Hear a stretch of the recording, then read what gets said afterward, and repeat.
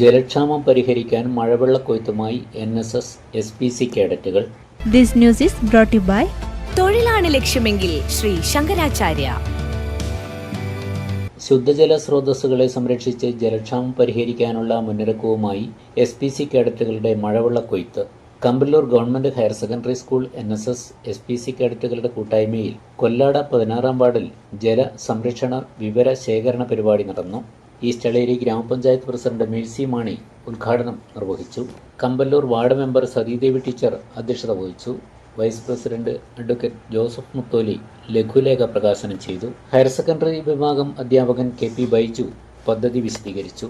Kollada ward member NB Sivadas, PTA president AB Vineesh, Kampallur CRC ഗ്രന്ഥശാല president KP Damodaran, mother PTA president Anu Abraham, ADS president Anitha Pradeep എന്നിവർ പ്രസംഗിച്ചു.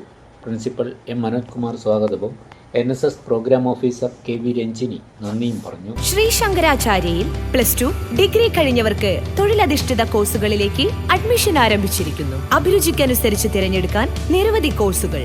വരും വർഷങ്ങളിലെ തൊഴിൽ സാധ്യത മുന്നിൽ കണ്ട് അപ്ഡേറ്റ് ചെയ്ത മികച്ച സിലബസ്, ആധുനിക സാങ്കേതിക വിദ്യയുടെ സഹായത്തോടെ തയ്യാറാക്കിയിരിക്കുന്ന ഡിജിറ്റൽ ക്ലാസ് റൂമുകൾ, ലാബുകൾ, സെൻട്രലൈസ്ഡ് പ്ലേസ്മെന്റ് സെല്ലിലൂടെ മികച്ച തൊഴിൽ നേടാൻ അവസരം. തൊഴിലാണ് ലക്ഷ്യമെങ്കിൽ ശ്രീ ശങ്കരാചാര്യ.